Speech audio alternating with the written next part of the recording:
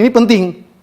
Kenapa? Karena kalau kita tahu ngawurnya kitab suci Al-Bayan, kita akan tahu ngawurnya Al-Bahaiyah. Kenapa? Karena Al-Bahaiyah membangun sekte mereka, pemikiran mereka di atas Al-Babiyah.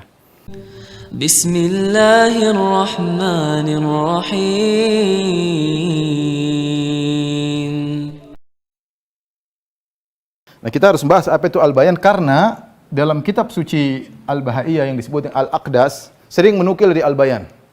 Sering menukil dari Al-Bayan. Ya. Al-Bayan ini adalah kitab sucinya Al-Bahaiyah yang Syirazi dia orang Iran ya. Tapi dia kitab sucinya berbahasa Arab. Berbahasa Arab. Ya. Dan dibahas habis oleh banyak yang bahas ya, tapi di antara ulama yang bahas tentang Al-Babiyah ya. Al-Babiyah adalah Ihsan Ilahi Zahir, ini bukunya. Judulnya Al-Babiyah, Firqah Al-Babiyah ya. Dia bahas tentang Al-Babiyah ya. Bagaimana punya kitab suci dengan bahasa Arab tapi ternyata bahasanya kacau. Bahasanya kacau. Ya, sementara dia mengatakan dalam kitab tersebut, dalam kitab Al-Bayan ya, ngaku-ngaku bahwasanya kitab suci dia lebih fasih daripada Al-Qur'anul Karim ya. Lebih fasih daripada Al-Qur'anul Karim ya.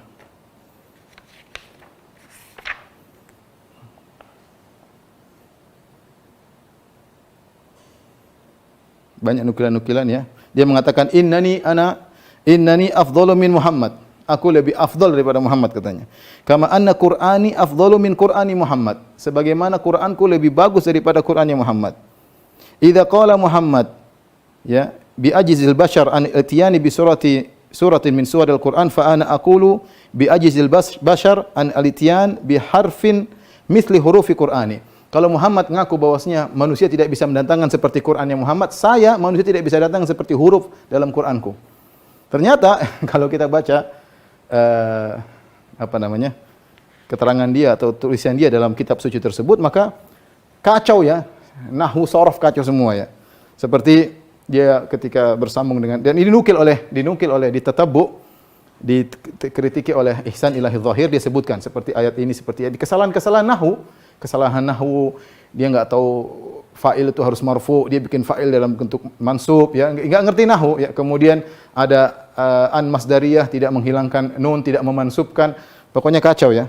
Kacau dan lucu kalau kita baca pernyataan dari Asy-Syirazi ya, wahyu yang diturunkan oleh Allah kepada Asy-Syirazi, maknanya kacau ya. Kemudian bahasa Arabnya juga kacau. Namun ketika orang tidak mengetahui, karena murid-murid dia atau pengikutnya rata-rata orang Iran tidak ngerti bahasa Arab. Tapi ketika semakin berkembang zaman, sampailah akhirnya kitab suci mereka Al-Bayan di tangan orang-orang Arab, mereka tahu ini ngawur. Ini ngawur, ini orang tidak tahu bahasa Arab. Mengatakan diturunkan wahyu dari Allah dengan Al-Quran berbahasa Arab, ya, Al-Bayan yang ternyata bahasa Arabnya kacau. Ketika mereka dikritiki, sebagian mereka mencoba untuk membela. Di antara belaan yang saya baca lucu, di antara pengikut Al-Babiyah, ada yang mengatakan, dulu huruf-huruf itu berbuat maksiat kepada Allah Subhanahu wa taala. Gara-gara huruf bermaksiat kepada Allah, akhirnya Allah kekang mereka dengan i'rab. Allah kekang mereka dengan i'rab.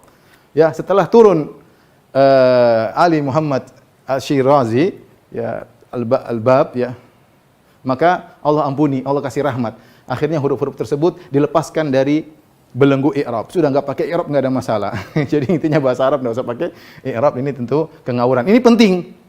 Kenapa? Karena kalau kita tahu ngawurnya kitab suci Al-Bayan, kita akan tahu ngawurnya Al-Bahaiyah. Kenapa? Karena Al-Bahaiyah membangun sekte mereka, pemikiran mereka di atas Al-Babiyah.